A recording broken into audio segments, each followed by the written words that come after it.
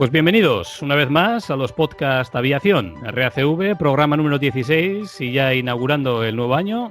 Venimos con las pilas cargadas y prestos y dispuestos a dar guerra en las ondas con nuestro único gran propósito, que no es otro que el de dar a conocer y difundir cualquier aspecto que tenga que ver con el increíble y apasionante mundo de la aviación.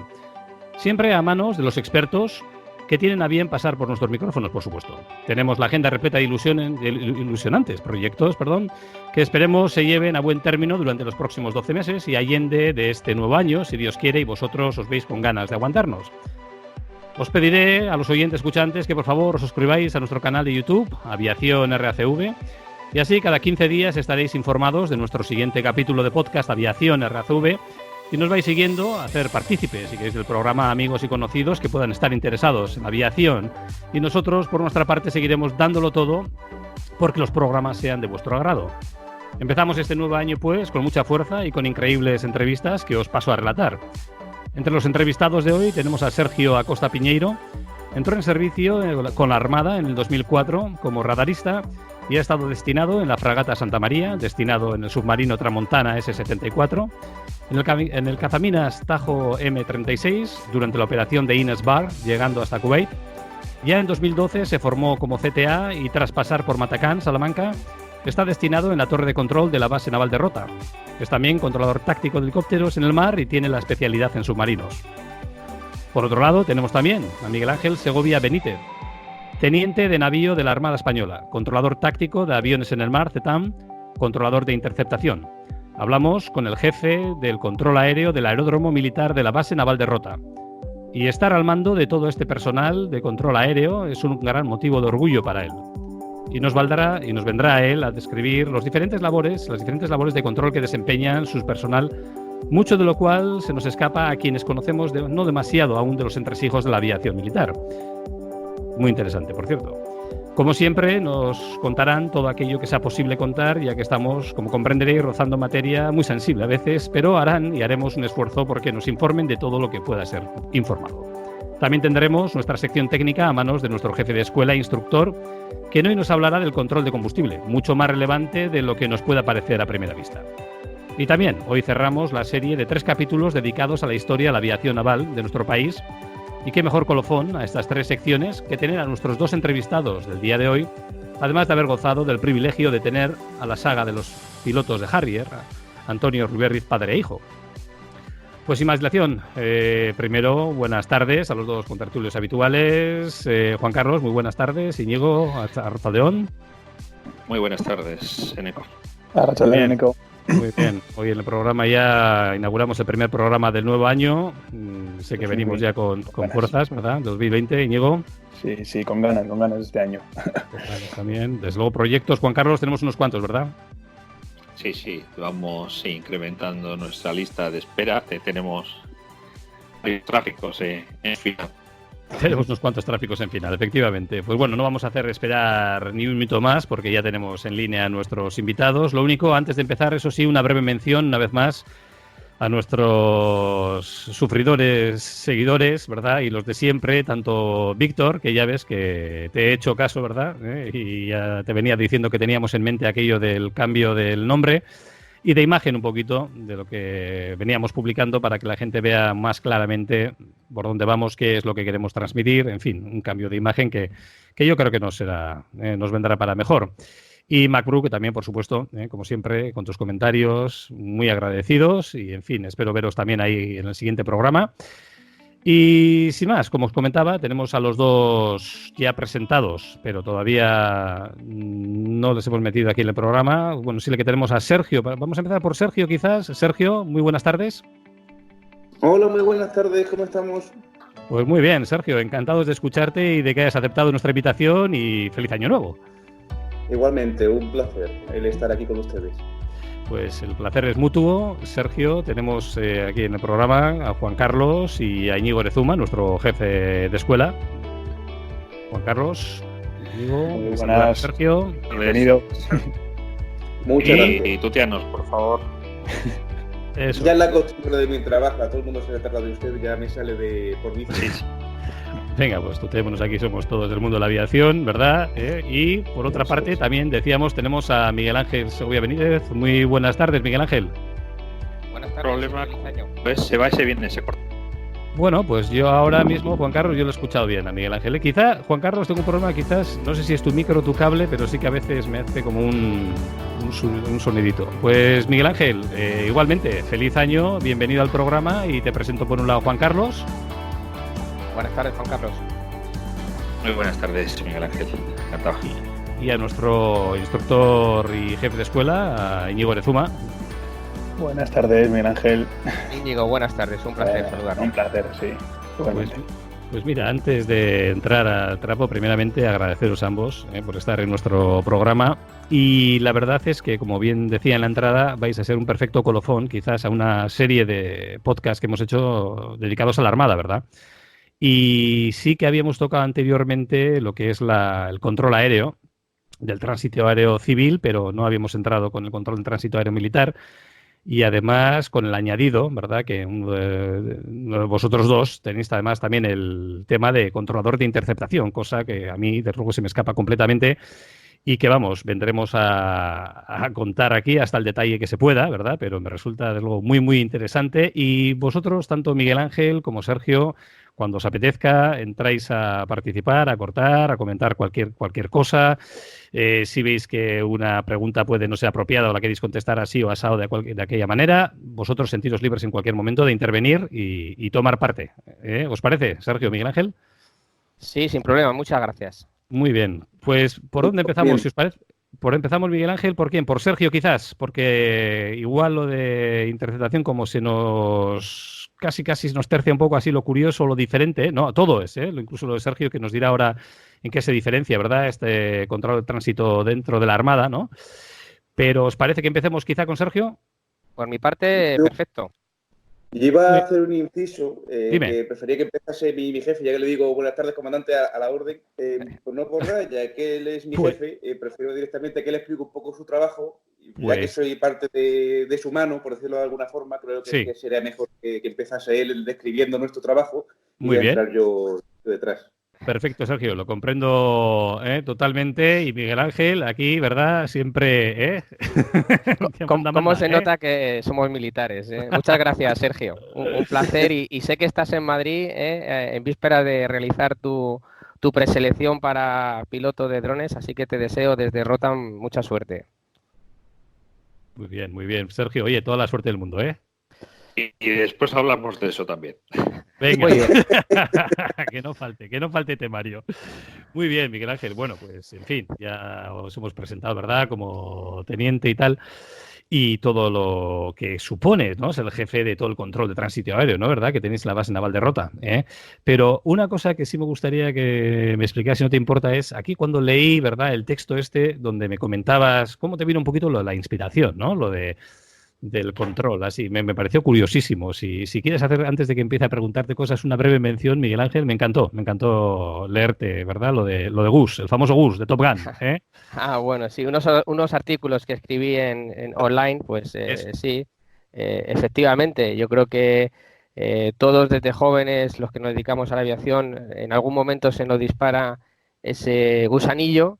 Y bueno, en nuestra época, aquellos años a mediados de los 80, pues teníamos películas entrañables como Top Gun, Oficial y Caballero, el final de la cuenta atrás. Y en ese ambiente, pues yo como madrileño, pues eso, lo veía un poco diferente y distinto. Y bueno, pues al final le dije a mi padre: papá, me quiero dedicar a esto. Y bueno, una cosa me llevó a la otra y ingresé en la Armada y seguí mi carrera hasta que pude hacer la aptitud de controlador de táctico de aviones en la mar y convertirme, como tú bien dices, en ese famoso Gus, ese asistente al piloto de combate que va atrás en la cabina y le ayuda a hacer su misión.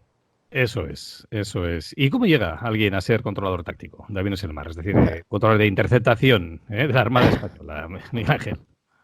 Bueno, pues como os comentaba, inicialmente tienes que acceder a la Escuela Naval Militar en Marín, Pontevedra, en la escala de oficiales.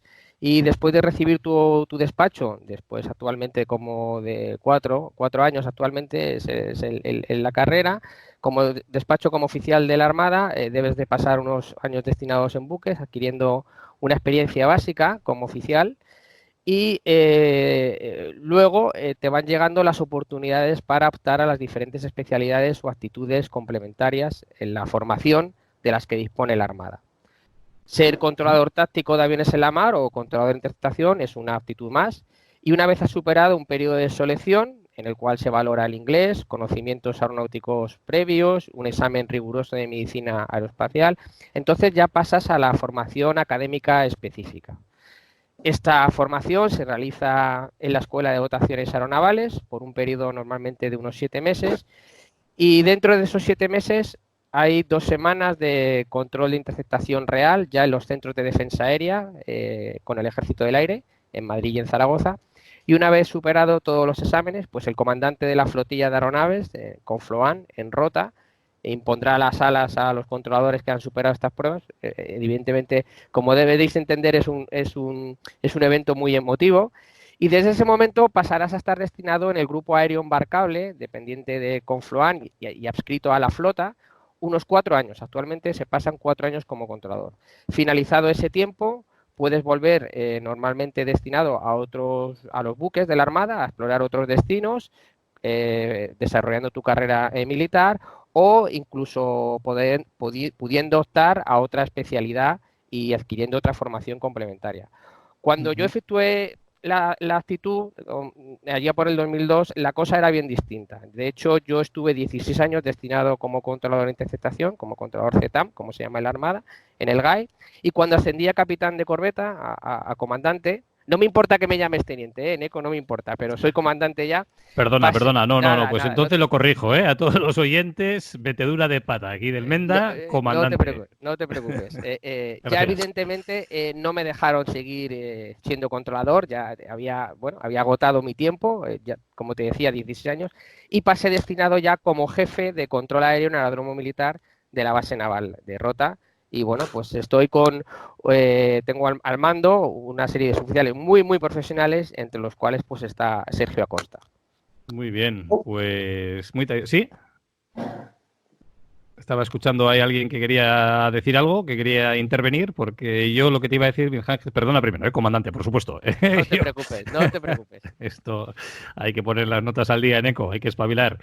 Bueno, pues antes de entrar a que me expliques un poquitín cuáles son las diferencias, ¿verdad?, principales entre un controlador de interceptación y de control de tránsito aéreo. Si te parece, quizás le escuchamos a Sergio a ver cuál fue tu periplo para llegar a ser controlador de tránsito aéreo de la Armada, Sergio. Pues vale, inicialmente mi vocación también viene de familia, porque mi abuelo era marino mercante, era oficial, era jefe de puente en la CAMSA y llevaba petroleros como el Campamor, Campanil, petroleros creo que eran de 20.000 toneladas más o menos. Después de eso, su hijo, que es mi padrino, es también capitán de corbeta retirado de la Armada, y por culpa suya, y de haberme tirado mucho tiempo en barcos, pues me entró también en el gusanillo de entrar en la Armada. Lo de la parte de la aviación, también con Top Gun, pero más o menos Top Gun creo que es de mi edad, porque yo soy del 86 y creo que Top Gun fue de ese año más o menos. Pero sí, yo sé desde que he sido un niño, siempre he querido ser controlador aéreo. Bueno, quería ser piloto inicialmente, sí. Pero al llevar gafas y las dioptrías me imposibilitaban eso, y aparte había que ser también oficial, aunque hoy en día ya no hace falta en la Armada para ser piloto de helicópteros. Pero bueno, inicialmente quería ser controlador aéreo, o sea, piloto, y al final acabé siendo controlador aéreo, que la verdad que es un sueño hecho realidad, que llevo ya 6 años, desde 2012 que acabé, y la verdad que estoy muy, muy contento de estar aquí en este trabajo. Qué bueno. Oye, lo de estar destinado me ha llamado la atención, ¿eh? Yo imagino que los cazaminas, en fin, ¿verdad? Las fragatas y tal, pero a mí los submarinos, el Tramontana ese 74, eso cómo se lleva la experiencia esa, eso de meterse, a mí siempre me ha interesado eso no tiene nada que ver con la aviación, yo lo sé, pero bueno. Esa experiencia, yo puedo decir una cosa muy rara, que yo he navegado en casi todos los submarinos de la Armada Española, menos en el mío. Porque cuando Vaya, yo por fui a Dios. la Ventana, estaba en Gran Carena y los 3 años que me tiré en submarinos, que estuve en submarino destinado, mi submarino no salió de la Gran Carena, pero sí navegué tanto en el Marsopa, que era de la clase anterior, de la clase Daphne, y también navegué en el Mistral, en el Siroco y en el Galerna, donde me he tirado máximo 23 días bajo el agua. Y eso la verdad que no se lo recomiendo a nadie. Eso, en eso estaba pensando, Miguel Ángel. Yo no sé si también tendrás tú también experiencias de haber estado en submarinos.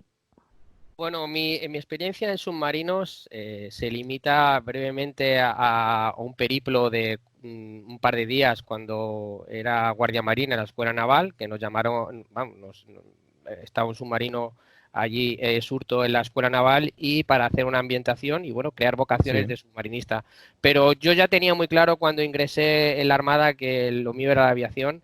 Sí. Así que, evidentemente, aunque he pasado varias veces por Cartagena y he visto a mis compañeros de submarinos y he visitado, por supuesto, los submarinos, Sí. lo dejo para los submarinistas. Lo mío es la aviación naval. Yo también. Yo por encima del agua, por encima del agua. Yo también soy los que miro al cielo más que, además, el fondo de mar me impone.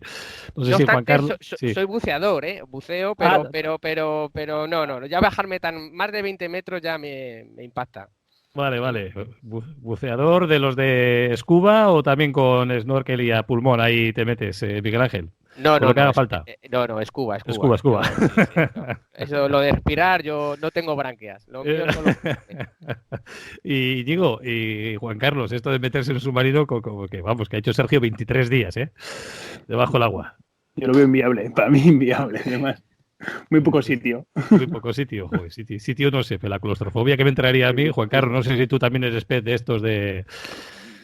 No me ha dado nunca por ahí, pero bueno, yo los submarinos que he visitado estaban todos, como dice Sergio, en carena, estaban fuera del agua y eran museos más que nada, ¿no?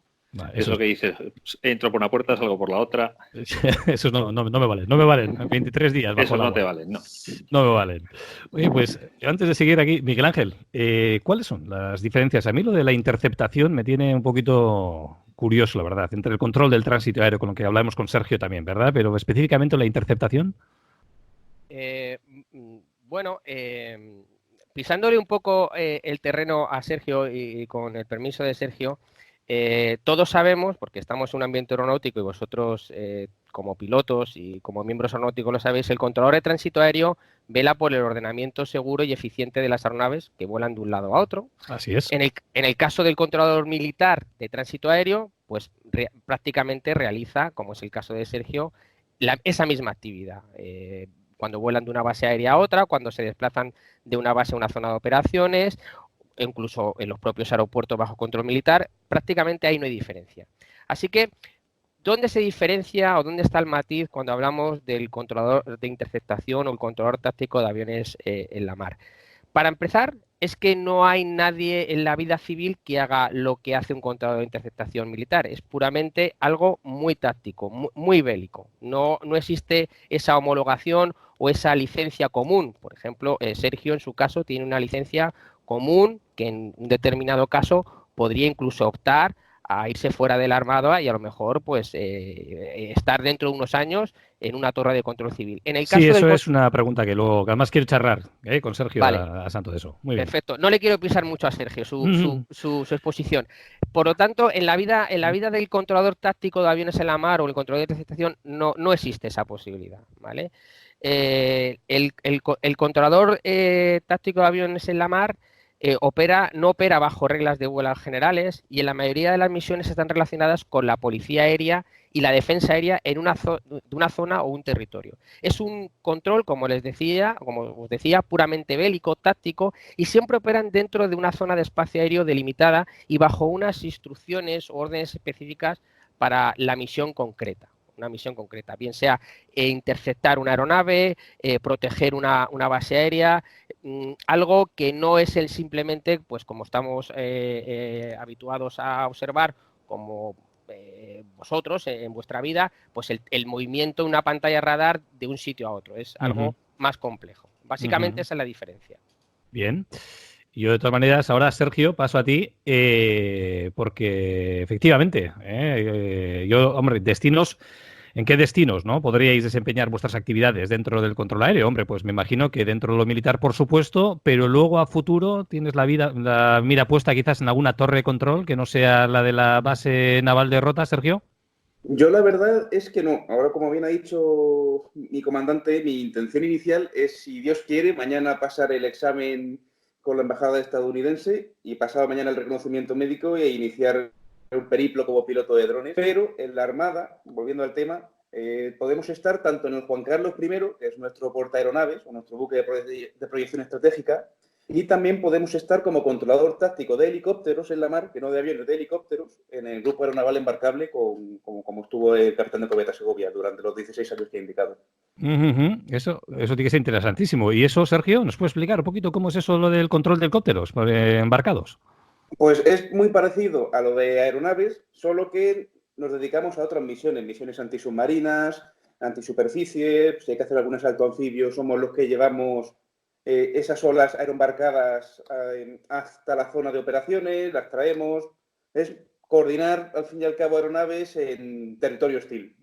¿Y tenéis en el puente del navío, digámoslo así, en el puente o en algún sitio dentro de lo que es la superestructura del avión, lo que sea, tenéis como una especie de torre de control y barrís con el radar de a bordo a unas millas de alrededor unos kilómetros alrededor del barco, o cómo se controla?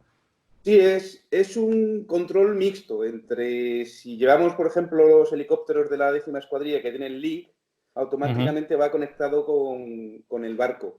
Si no, se tiene que usar el radar o una mezcla entre control de procedimiento y control de radar de toda la vida. O sea, es una mezcla entre todo un poco y con el peligro de que normalmente estás en una zona hostil. A mí siempre lo que me han alucinado siempre, yo la verdad es que, ya te digo, de marina poco controlo, pero estos barcos que tienen, no sé si serán fragatas o qué serán, las que tienen una especie de único helipuerto, ¿verdad?, en la popa del barco. Y ves cuando estos helicópteros se están tomando y ves como el navío, pero vamos, se tumba para un lado, se eleva por allá, se vuelve a tumbar por el otro lado. Y esas aproximaciones, la verdad es que son de vértigo, de vértigo. O sea, eso ya no tiene nada que ver con el control, es una vez que se van a posar, ¿verdad? Pero imagino que habréis tenido oportunidad, ¿no?, de ver alguna de estos aterrizajes de helicópteros en buques en condiciones precisamente no las más idóneas. La verdad que yo no sé cómo lo hacen, ¿eh? Yo muchas veces me quedo, digo, ole el piloto que lo mete ahí. Pero bueno. Tú le dices, yo te he traído aquí, pero ahora es tu trabajo, ¿no?, meterlo ahí. Yo ahí ya no quiero saber nada. Está claro. Bueno, pues oye, una cosa que te quería preguntar también, Sergio y Miguel Ángel, podéis entrar también aquí, ¿eh? Es simplemente que, claro, a mí siempre esto del control de aviones militares, ¿verdad?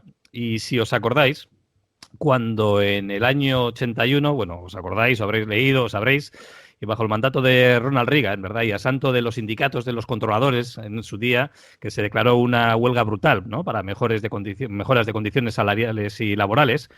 Y cuando los trabajadores además se negaron a regresar a sus puestos, me acuerdo en agosto de aquel año, pues el presidente entonces Reagan despidió a más de 11.000 controladores de un solo plumazo, ¿no? Con lo cual, pues imagínate que hubo que echar mano de los controladores militares, obviamente, para paliar el caos aéreo que se avecinaba, ¿no?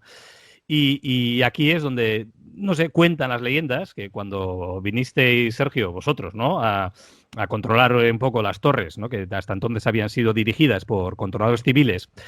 Y dado que muchas veces pues, las velocidades que manejan muchas aeronaves militares son imposibles para la aviación civil, pues daban ciertas órdenes de aproximación y de circuitos y tal, pues que más de un piloto de líneas aéreas, pues me parece que bajó tenso hasta bien después del aterrizaje, ¿eh?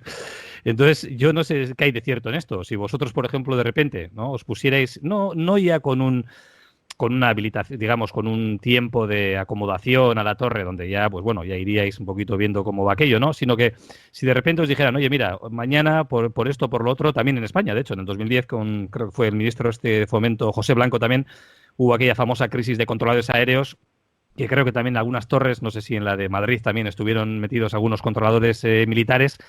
Y yo me estaba imaginando, ¿verdad? Si estás acostumbrado a meter a pues yo que sé, a Harriers o a F-18 o si estás o a Mirage en su día o el que fuere, ¿no? Y de repente te ponen a meterle a dos 737 y detrás a un MD y por detrás a otro cualquiera Boeing, igual les pones en dices, oye, ¿cuánto tardas en aproximarte? Que te he dado la orden hace media hora y todavía sigues flotando por ahí, ¿no? ¿No os ocurriría algo, Sergio? ¿Eso no podría ocurrir? ¿O son leyendas aquellas que decían que les ponían a los aviones estos civiles a poner casi a hacer circuitos a lo militar, ¿no? Con esas velocidades que ellos no podían coger? Ahí yo no lo veo yo tan así, porque nosotros en Rota lo bueno que tenemos es que tenemos de todo. Tenemos aviones de transporte, que son los C5, los C17, que son muy parecidos a los 747. Tenemos Boeing 767, MD-11, a los Harrier, los F-18 cuando vienen, los F-16. O sea que tenemos todo ese conglomerado de tráfico a la vez. Y aparte los helicópteros. Por lo tanto, yo la habilitación que hice en Salamanca fue toda. O sea, aproximación convencional, aproximación por instrumento, ruta convencional, ruta por radar y torre, ADI, ADV y aparte control aéreo, el CAO, lo que se llama. Mi curso fueron 2 años, lo que tuve que estudiar, uno online y otro en Matacán. Y la verdad que salimos muy preparados como para poder hacer otras cosas de las que hago, por ejemplo, hoy en día en Rota, porque solo estoy de torre. Sin duda. Sí, Eneco, quería hacer un inciso a tu pregunta. Obviamente, aunque los controladores, tanto civiles como militares, tienen una preparación muy específica, en el caso que planteas y centrándonos otra vez en tu pregunta, en lo que pasó con el mandato de Ronald Reagan y más ahondando más en ese problema o mejor dicho, ajustándolos a lo que pasó aquí en España, la realidad que se dio, mejor dicho, lo que se contó o la idea que tenéis vosotros no se ajusta a la realidad. Es decir, los controladores militares no asumieron en ningún momento los controladores el puesto de control de los civiles. Ningún momento. Lo que pasó es que los centros de control, por decirlo entre comillas, y debido a que el servicio del transporte aéreo es vital para un país, lo que se hizo fue que ese servicio se militarizó. Es decir, que la gestión de las torres y de los centros de control pasaron a ser de los militares. Es decir, el puesto de control estaba desempeñándolo por la misma persona que lo venía desempeñando siempre. Lo único que su jefe ya rendía cuentas a un militar que era controlador. Pero nunca, porque es inviable. Es decir, no podemos poner a un controlador que hoy está en la torre, a Sergio, y mañana meterlo en la torre de Barajas. No conocen los procedimientos, no conocen las cartas, no es su ambiente. La consola es totalmente diferente. Las gestiones de comunicaciones y coordinaciones con los colaterales o con los sectores son totalmente diferentes. Sí, vamos, como si le traes a uno de Barajas y le metes en Rota, exactamente igual. No se enteraría de nada. Eso no se puede hacer. O sea, que no se sustituyó a los controladores. Aparte, controladores civiles, estamos hablando de una cifra de a lo mejor lo desconozco ahora mismo, pero de 2.500 o 2.600 controladores ahora mismo en España. Controladores militares, incluyendo a los de interceptación, pues no llegamos a lo mejor ni a 300 o 400. O sea, no podemos asumir de un plumazo toda la actividad de vuelo del control civil. Nosotros nos dedicamos a lo nuestro y controlamos el tránsito aéreo de aeronaves militares. Si controlamos el tránsito aéreo de aeronaves civiles, ¿quién controla el tránsito de aeronaves militares? No fue eso lo que pasó. Pues fue la aclaración. La gestión. Que es la gestión. Entendido y aclarado perfectamente. O que si a alguien le cabía alguna duda como la que tenía yo creo que a mí por lo menos me ha quedado clarísimo que en ningún momento se trataba de sustituir el puesto de los controladores, sino la gestión, efectivamente, ¿no? El mandato pasaba a ser militar, con lo cual ellos tenían que hacer, pues, el orden venía ya transferida por otro que no era el habitual, pero no en ningún caso se sustituyó a la persona que estuviera ahí en la control. Vale. Pues muy bien, Miguel Ángel, pues entendido. ¿Ves cómo...? Sí, Sergio. Y también dice Andrea, comandante, que con el tiempo determinado también podríamos hacer el trabajo, aunque como él bien lo ha dicho, no se hizo. Por supuesto. Te analizáis un tiempo para la acomodación al nuevo puesto y punto pelota. No tenía más misterio. Muy bien. Fíjate cómo aprendemos de aquí como vosotros. Menos mal, por eso mismo traemos a expertos como vosotros para ir aprendiendo cada programa. Miguel Ángel, ¿y desde qué plataformas navales tú también podrías desarrollar, verdad, el control de interceptación? Porque Sergio nos decía que hasta para helicópteros embarcados. Y en el caso de la interceptación también hay plataformas navales también que desarrollan este trabajo. Sí, bueno, prácticamente son las mismas, es decir, lo que necesitamos es una plataforma naval que tenga un radar de exploración aérea, que tenga un radar secundario y un equipo de comunicaciones. Hace años las misiones de control aéreo no solamente se llevaba desde los buques con capacidad de control aéreo, de buques, como te decía, con radares de exploración aérea, con comunicaciones, con IFF, sino también desde los helicópteros a Early Warning de alerta temprana de la 5ª Escuadrilla. ¿Esos son los AWACS? Sí, los AWACS son mini AWACS, helicópteros que fueron muy, se desarrollaron a raíz de la guerra de las Malvinas. ¿Vale? Lamentablemente ya no disponemos de estas plataformas aéreas para el control de la interceptación y alerta temprana. Yo tuve el privilegio de volar en alguno de ellos y bueno, la verdad que el ambiente de cómo se desarrolla el control aéreo en una plataforma naval, en el CEICE, en el Centro de Información y Combate, esa célula interna del barco donde está todo lleno de monitores, a cómo se desarrolla... algo así me imaginaba yo, ¿no? Que estabais ahí metidos con todos los monitores por ahí, va bien.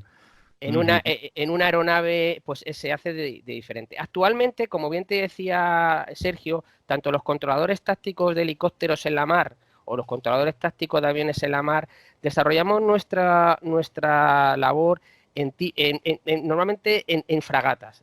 Actualmente la excelencia está en las fragatas tipo F-100 y también, como te mencionaba Sergio, en el buque de proyección estratégica Juan Carlos I, que tiene su control táctico de aeronaves y su control de aproximación como un aeropuerto normal. Cada cierto tiempo también los controladores tácticos van a los centros de defensa aérea de Madrid y Zaragoza y en perfecta sintonía y cooperación con nuestros homólogos del Ejército del Aire, pues vamos intercalando misiones y bueno, pues estamos ahí desarrollando nuestras misiones y nuestros reentrenamientos y básicamente actualmente esos son los tres sitios, que hacemos el control de táctico de aviones en la mar, es decir, fragatas F-100 principalmente, aunque pudiera desarrollarse en otro tipo de fragatas, pero si hablamos de un control bueno y con el 100% de garantías, fragata F-100, buque estratégico Juan Carlos I, de proyección estratégica Juan Carlos I, y los centros de control de defensa aérea de nuestro Ejército del Aire. Perfecto. Miguel Ángel, sí, un concepto de lo que es la interceptación que me apetece mucho hablar contigo, pero antes, Sergio, claro, os tenéis que coordinar, ¿verdad? En Rota, en la base naval, también con los controladores aéreos americanos, entiendo, ¿verdad? Claro. Que están destinados con vosotros. ¿Y eso cómo es la coordinación esa del trabajo que digáis? Parece una broma, pero es en inglés, la verdad. Es muy, es muy buena. Porque la verdad que son gente muy, muy maja. Ellos llevan todo lo que es la parte de ground de las aeronaves en tierra y la coordinación de los planes de vuelo de las aeronaves americanas. Por lo tanto, al final lo que hace el español es ser el controlador de la torre y ser el supervisor del americano.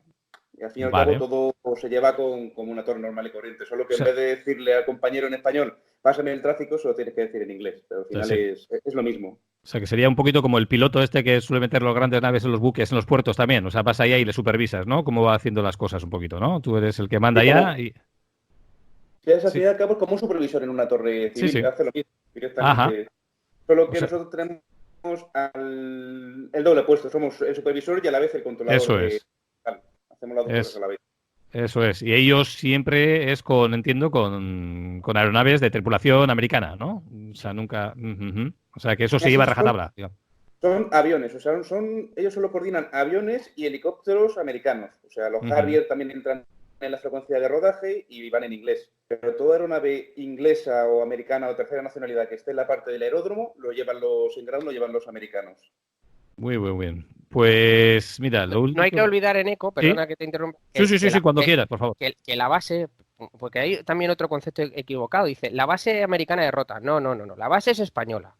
Y los puestos de gestión... No habré dicho eso, ¿no? Si he dicho eso... No, tú no lo has dicho, pero yo que participo en algunos foros, siempre me dicen, en la base americana derrotada. Y yo estoy harto de decir, no, la base no es americana, la base es española. Lo que pasa es que existe un acuerdo de cooperación. Y en el tema del control aéreo, pues evidentemente ellos tienen un flujo y un movimiento aéreo muy importante. Y entonces... ellos participan, como bien decía Sergio, con ciertos controladores en ciertos puestos, normalmente en puestos de ground y en puestos de GCA. Pero siempre la supervisión y la responsabilidad es del controlador español, que está por encima de ellos y está velando por lo que está haciendo. Aunque sean aeronaves puramente americanas, pero el aeródromo es español. Pues si alguien tuviera una duda, me parece, Miguel Ángel, que ha caído clarísima tu explicación. Y cuéntame, Miguel Ángel, ¿alguna experiencia, anécdota interesante has tenido que tener? A mí, lo de interceptación, luego te contaré, y que me perdone a mí Iker Jiménez, pero si ha habido contacto, lo que se pueda contar, no me refiero ya a cosas, en fin, desde lo que es meramente, en fin, entiéndeseme bien, para que nos pueda interesar a nosotros los oyentes de este programa, algo anecdótico, ¿no? Si fuera un chascarrillo o lo demás, pero algo, ya sabes, esto que dicen de carácter ufológico, acaso también, porque luego tendremos pilotos a futuro que ya nos han dicho que van a estar con nosotros, pilotos de combate, del Ejército del Aire en este caso, no de la Armada, que han tenido experiencias ellos también con en fin, ya nos vendrán a contar en un futuro y yo quiero ponerles a los oyentes un poquito también en los labios, pero cosas interesantísimas. Y yo no sé si desde tu puesto, enfrente de todos estos monitores y monitorizando todo aquello, además de, me imagino que contactos que no están identificados, que luego se identifican o no sé cómo funciona esto. En fin, cuéntanos experiencias y si quieres llegar hasta estos límites, si es que ha habido alguno, Miguel Ángel, nosotros encantados de escucharte. Bueno, pues ufológicos no sé, pero sí ahora mismo en ese, podríamos decir, en ese contexto, sí estoy recordando ahora mismo dos anécdotas. Voy a empezar por la primera, seré muy breve. No, extiéndete lo que quieras, Miguel Ángel. Vale, no tenemos, vale. Tú pues, extiéndete todo lo que quieras. Espero que con las explicaciones se me entienda. Bueno, la primera anécdota que sí recuerdo de este carácter, todo, normalmente cuando eres controlador, todo tiene que ver efectivamente con lo que ves en la pantalla que no tienes claro o también con las comunicaciones. Y los dos casos que os voy a contar van a tener casi que ver con las comunicaciones. Lo único que en el segundo caso, y no me voy a adelantar mucho, creo que sí hay una explicación física que luego os contaré. Voy a empezar por la primera anécdota que me ha venido ahora cuando estabas haciendo la introducción de estos casos ufológicos de nuestro queridísimo amigo Iker. Aquí le voy a poner música, cuando ¿sí? lo edite, le voy a poner una música ahí un poquito, para ponernos un ambiente. Yo creo que este caso que voy a contar hoy en día a lo mejor no se puede repetir gracias a los avances técnicos que hay de las aeronaves con los enlaces tipo ACAR o CPDLC. Pero bueno, estaba regresando a Rota desde las Islas Canarias, veníamos a bordo del del Príncipe de Asturias. Era el año 2004, más o menos.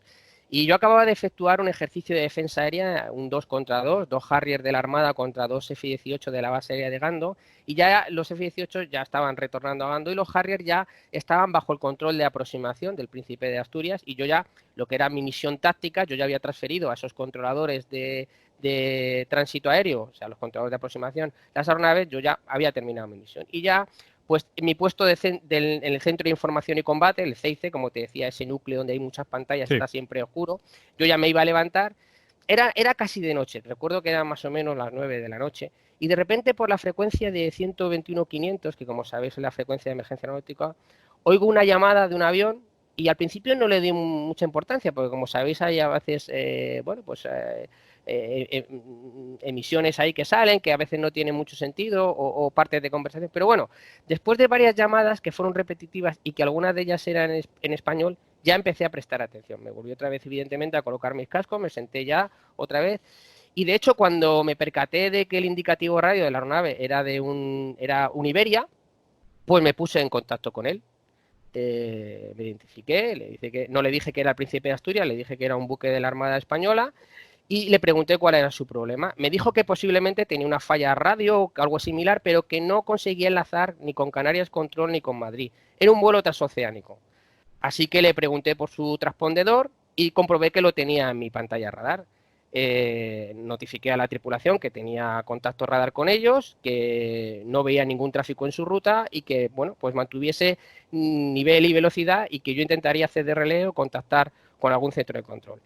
Y efectivamente, después de un rato, llamando a un lado y a otro a través de líneas calientes por teléfono, y después de un minuto, pues el avión tuvo que hacer varios cambios de frecuencia y finalmente enlazó con control civil y prosiguió su vuelo con normalidad, lo cual enormemente me agradecieron en frecuencia en la despedida, y más o menos alrededor de un mes, cuando yo ya estaba en puerto, pues me comunicaron que la Armada había recibido una carta de agradecimiento por parte de la compañía de Iberia, pues lo cual me hizo evidentemente estar muy orgulloso de lo que esa noche pude ayudar a esa tripulación. Yo no sé si será cosa de Meigas o no lo que pasó, pero allí el pobre avión de Iberia no conseguía enlazar con nadie. Pues mira que es una cosa, ¿verdad? A mí, y sobre todo pensando en esos vuelos transoceánicos, porque al final nosotros, pues bueno, muchas veces los vuelos que pegamos nunca sales de frecuencia casi de un CTR a otro en control, o si no vas con el CIR, quiero decir que siempre vas en control, ¿no? Pero cuando estás en transoceánicos, que imagino que también, ¿no? Tienes que tener... Cuando escuchas, ¿no? Yo creo la voz del controlador es como un poquito el ángel de la guarda. Y esos habían perdido su ángel durante un tiempo y tú, Miguel Ángel, y nunca mejor, ¿verdad? Dicho, Sí. Hiciste de ángel esta vez, sí, ¿verdad? Sí, estaban un poco acongojados, sí. Ya empezaban un poco a asustarse. Sí, segurísimo. Yo creo que... Porque yo en su día también me examiné para controlador aéreo. Bueno, llegué a la última parte, entonces hacía en Senasa, y la última parte era una entrevista con controladores. Y aquellos me dijeron que qué es lo que yo encontraba atractivo de la profesión de controlador, porque les extrañaba. Porque es verdad que muchos de los que optaban al puesto eran pues ya funcionarios que querían subir a un mayor puesto y demás. Y yo siempre les decía que quizás desde la visión que tenía yo un poco platónica en aquellos momentos, porque creo que era un piloto en ciernes todavía de lo que era el controlador, y para mí siempre ha sido una persona que hace compañía. Muchas veces cuando estás arriba y tienes yo no sé, alguna cosa que te está agobiando, pues que piensas una luz que está reflejando que es una chorrada en el mar, pero piensas que es un tráfico y no lo tienes claro, o yo qué sé, cualquier cosa, ¿no? Que te dé en situación en pista para regresar al campo, en los vientos y tal, para que te tranquilicen un poco de cómo está la cosa y tal. No sé, siempre es como una voz amiga para mí. Y lo que hiciste, claro, en el mar, en un vuelo transoceánico, perdiendo todo tipo de contacto con control aéreo. Pues en fin. Casi entiendo la carta de agradecimiento, Miguel, vamos, completamente. Sí, prosigamos, que está interesante. Sí, y mi última, y nada, y también seré muy breve, yo creo que también cosas de Meigas, pero no, tiene una explicación y bueno, y en la física se estudia y cuando estudiamos equipos radio, equipos de comunicaciones, pero nunca lo había experimentado, y es la superconductividad. Y os voy a comentar el caso de lo que me pasaba. Era una mañana de madrugada, serían las 6-7 de la mañana, y estábamos en la bahía de Cádiz, en las deltas del Golfo de Cádiz, no sé si las conocéis, la delta 122, 129, y yo estaba en la fragata Canarias. Esto es un detalle importante, la fragata Canarias. Y salió a volar una aeronave de la Armada, de la 4ª Escuadrilla, que como bien conocéis, el indicativo es Orca, y estábamos en el periodo de enlace. Bueno, pues Orca, a ver, radio check, ¿cómo me recibes? A ver, posición tal. Y en ese momento en la frecuencia oigo a alguien que llama a Lorca y se identifica como Canarias y que no le tendía la pantalla de radar. Y ya el Lorca me llama y ya casi como nos conocemos entre pilotos y controlador, decía, Miguel, ¿qué está pasando? Me está llamando, digo, yo también lo escucho. Bueno, en resumidas cuentas, para no extenderme mucho, yo llamo a ese Canarias, que resultó ser Canarias Control, y decía, pero usted está empleando mi frecuencia. Decía, pero usted es Canarias. Digo, no, yo soy la fragata Canarias. Dice, pero ¿dónde están ustedes? Digo, pues yo en la bahía de Cádiz, digo, en la península, en España. Dice, pues si yo soy el control de Canarias aquí en el aeropuerto de Gando. Digo, madre mía. Y es que cosas, en el plan de comunicaciones, la tercera frecuencia de V coincidía con una frecuencia que tenían ahí, no en emergencia, sino ahí olvidada en el control de Canarias, y estaban recibiendo a Lorca, al avión de la 4ª Escuadrilla y a la fragata Canarias en Canarias Control. Vaya lío. Los dos controladores asombrados. Y me dijo el hombre, bueno, cuando ustedes terminen fragata Canarias, por favor, avísenme para ya saber si tal, porque ¿dónde está Lorca? ¿Dónde está el avión? Y el hombre digo, no se preocupe, que está en la península. Está controlado, si está en el Golfo de Cádiz, por Dios, si está en el Golfo de Cádiz. Y sí.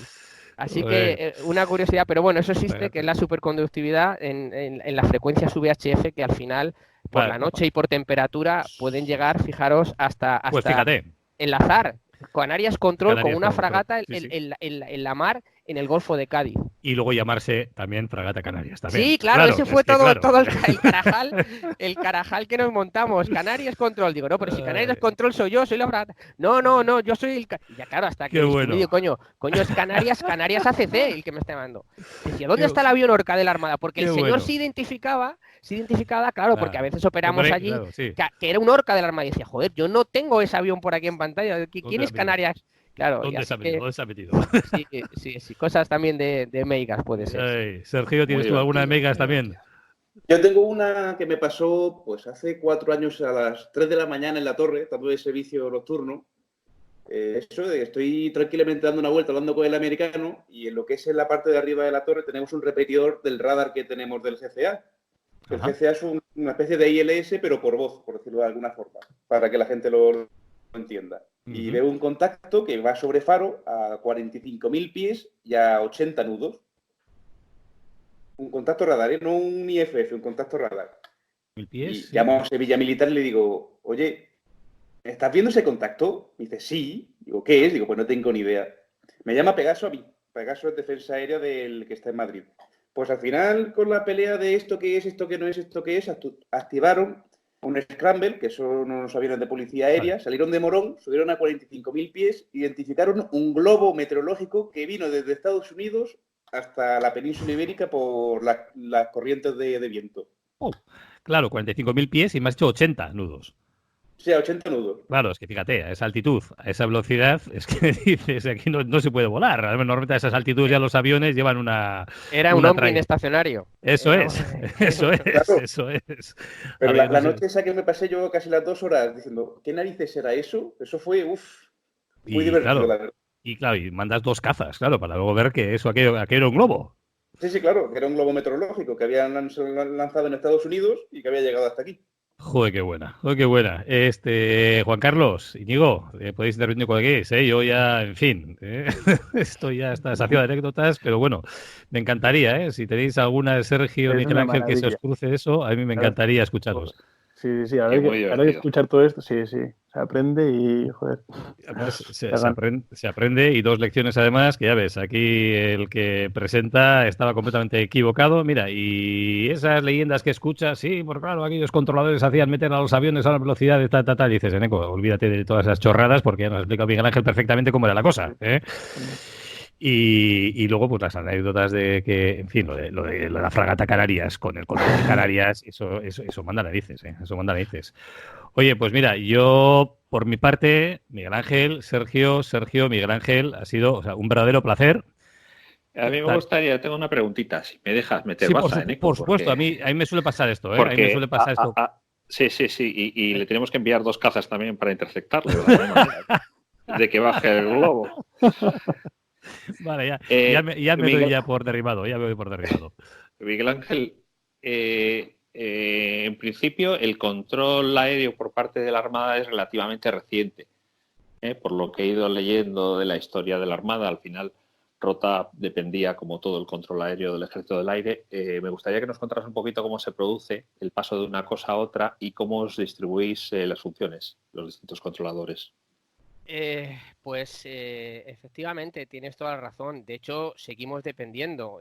Os contaba Sergio hace unos minutos que su formación era en Salamanca, que es el grupo de escuelas Matacán del Ejército del Aire, y su licencia como controlador militar es del Ejército del Aire. La mía también. De hecho, también, como decía, parte final de la formación de los controladores de interceptación, o CETAM, como se llama en la Armada, tienen que pasar sí o sí para hacer control real en los centros de defensa aérea. Y ahí realmente también asiste un instructor del Ejército del Aire quien realmente da el ok a ese controlador, y la licencia la expide también el Ejército del Aire. O sea que sigue habiendo esa dependencia del Ejército del Aire como autoridad militar supervisora y gestora de todo lo que es la aeronáutica militar. No obstante, ciñéndome a tu pregunta, evidentemente en la base naval de Rota, el control aéreo llega un momento allá por, no recuerdo exactamente la fecha, puede ser año 92 o 93, en el que la torre... Dime, Sergio. Octubre del 92. Octubre del 92, gracias Sergio por el apunte, en el que se transfiere el control a controladores ya de la Armada que han sido previamente formados, como os decía, en Matacán. Y ya el Ejército del Aire, podríamos decir, abandona, aunque nunca ha dejado de tener podríamos decir, una tutela o una supervisión, pero vamos, muy ligera, el servicio de control aéreo en la base naval de Rota. Y el control de interceptación como tal y el control táctico de aviones y de helicópteros, como decía en la mar, surge ya por una necesidad de la Armada. Es decir, los controladores del Ejército del Aire no se pueden embarcar, ellos tienen su misión, y entonces la Armada imperiosamente reclama esa parte de hacer ese tipo de control siempre, por eso el matiz de la mar, para que no el Ejército del Aire no se vea como perjudicado o como que su parte o su parcela está compartida. No, tenemos perfectamente diferenciadas nuestras misiones. Nosotros es el apoyo, hacemos el apoyo de defensa aérea desde la mar, es nuestro ambiente, nuestra forma de trabajar, y entonces ellos mismos también se dan cuenta, el Ejército del Aire en este caso, de que tiene que formar controladores en el ambiente de oficiales de la Armada y suboficiales de la Armada, darles titulaciones aeronavales para ese control aéreo, para dotar a las unidades navales de ese potencial y de control aéreo que luego al final redunda en toda la defensa aérea conjunta, ellos en sus centros de defensa aérea en el territorio nacional y nosotros desde la mar. Juan Carlos.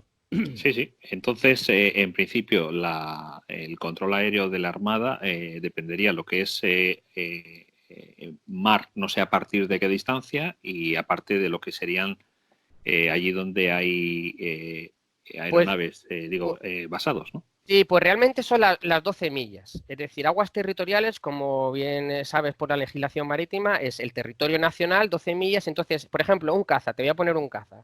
Te voy a poner ejemplo, sale a interceptar una traza, esa traza va volando y acaba, imagínate, en el mar 40 millas fuera.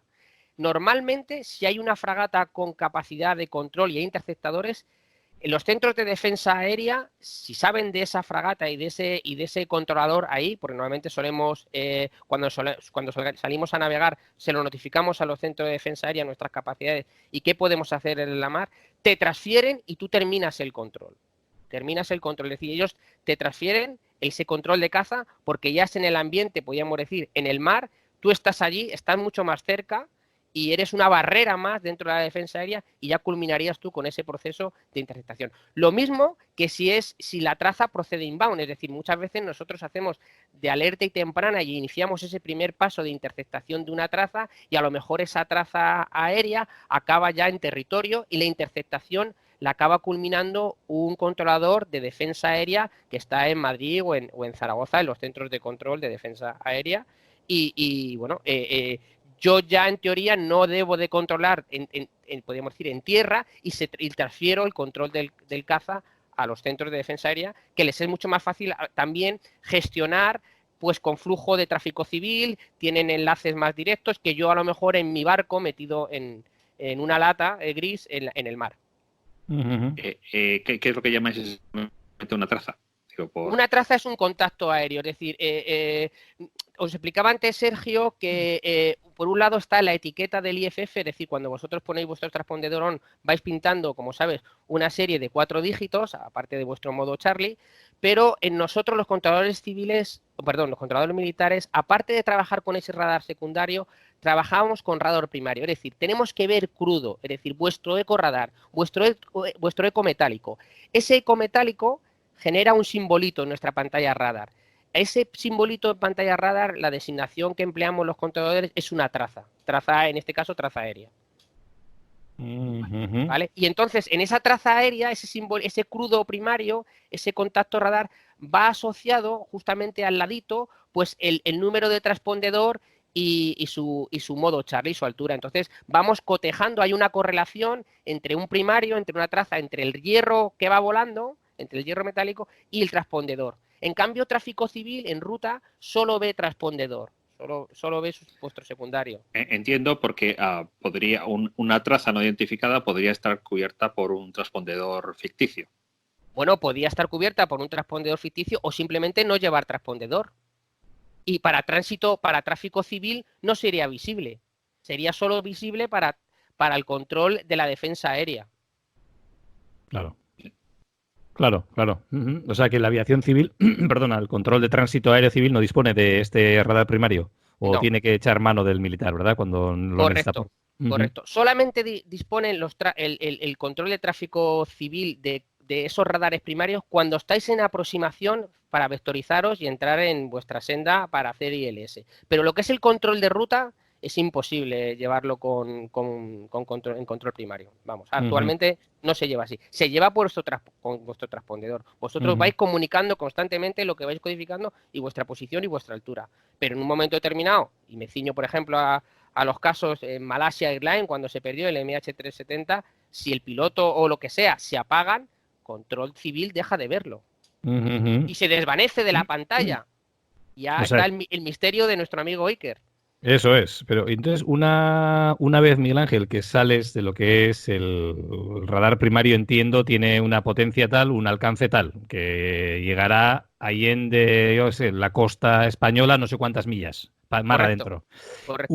Una vez que pasas por ahí, salvo por supuesto que tengas alguna fragata con control y demás, o el navío estratégico español Juan Carlos I y demás, supuestamente ahí no hay radar primario que funcione en el mar, con lo cual tiene que ser siempre, digámoslo así, la señal que transmita el avión, ¿verdad? Con el respondedor que está... Pero incluso esa señal entiendo que no la capta nadie. No, vamos a ver.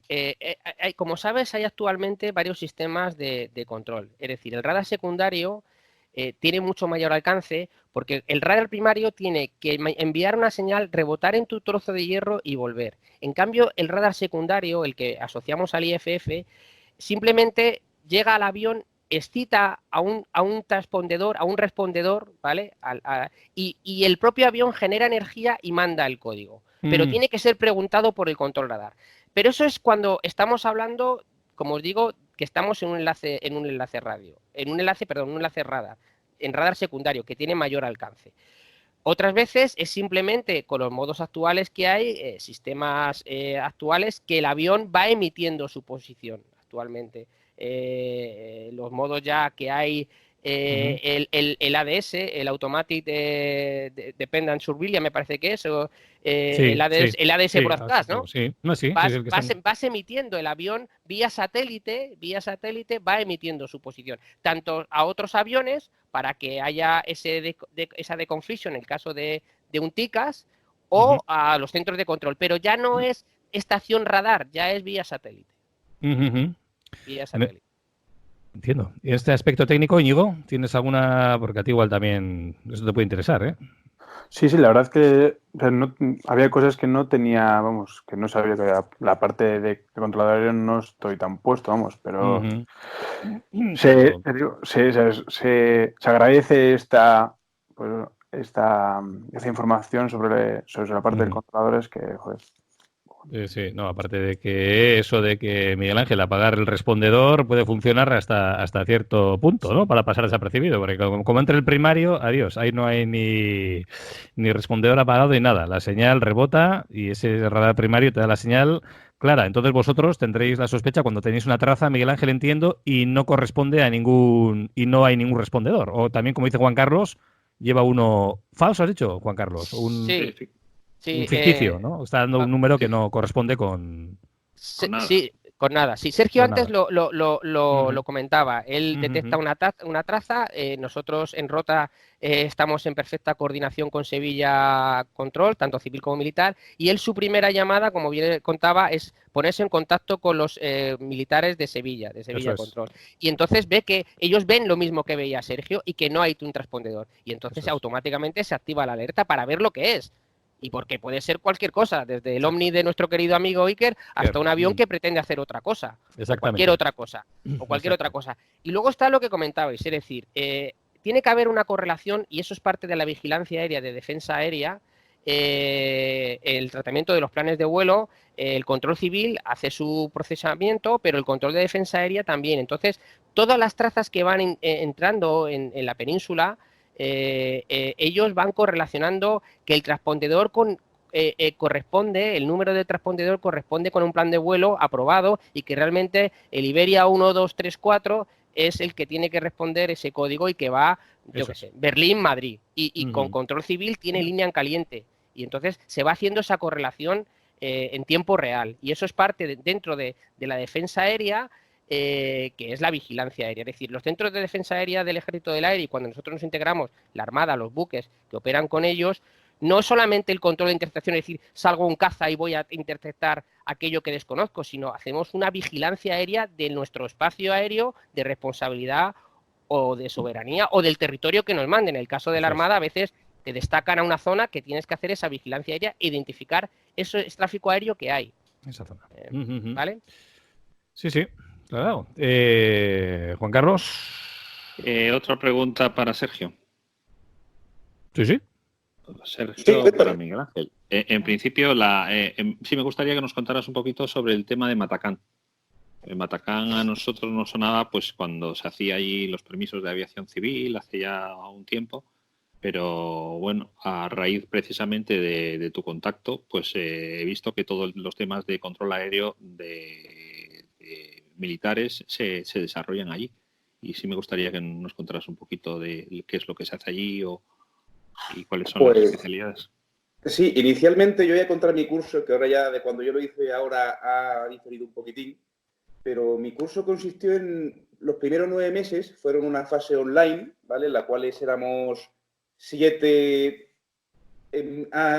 aspirantes que queríamos hacerlo de control aéreo para 4 plazas. Y era eso, pues toma, tienes que examinarte o tienes que estudiarte los primeros 3 meses el RCA del aeródromo, meteorología, la física un poco de física de aeronaves, y en 3 meses te examino. Pues exámenes eliminatorios, y después de esos 9 meses, durante el RCA del aeródromo, de aproximación, de ruta, inglés y demás, pues el que sacaba las mejores notas de esos 7, pues entraban a hacer el curso a Matacán. Hablo de la Armada, ¿vale? Para hacer esto, lo primero que tienes que ser es suboficial de la Armada. Una vez llegas a Matacán, toda esa parte que has estudiado inicialmente, o sea, todo el RCA, se te queda como... es una asignatura pasada, porque te has examinado de ello, y empiezas a lo que es a simulador, puro simulador. Primero el convencional, lo que sería rodaje de aeronaves con 8, 9, 10 aviones a la vez, tranquilamente. Después ya te vas a la torre, sigues haciendo lo mismo con torre, después ya te vas a aproximación convencional, sigues haciendo lo mismo en aproximación convencional. Todo esto, los 3 ejércitos, o sea, el ejército del aire con los sargentos alumnos, el ejército de tierra con sus controladores y la Armada. Después te vas a lo que es la aproximación convencional, convencional por radar, que de punto de vista es la más bonita. Encima nos ponían 2 aeródromos y eso de vectorizar a 9, 10 aviones, te decía, por ejemplo, el instructor, vectorízalos a 3 millas. Y eso de tener 2 secuencias en 2 aeropuertos diferentes a 3 millas las aeronaves, era muy, muy divertido, la verdad. Y después ya de eso nos íbamos a ruta, que la verdad que ruta convencional y ruta con radar, desde mi punto de vista, es el control más sencillo. Y después de hacer todo esto, le metíamos ya aeronaves militares, corredores, lo que es el cao encima, peleándote, no es que tengo un scramble para allá, un scramble para acá, mal meteo por aquí, mal meteo por allá. Y todo esto se resume en eso, en 2 años de curso, lo que hice yo, más o menos. Es una experiencia muy buena, de la cual ahora me voy a tirar flores, me quedé yo de número 1 y la verdad que me lo pasé muy bien. Para mí ha sido el mejor año de la Armada en Salamanca, con el Ejército del Aire.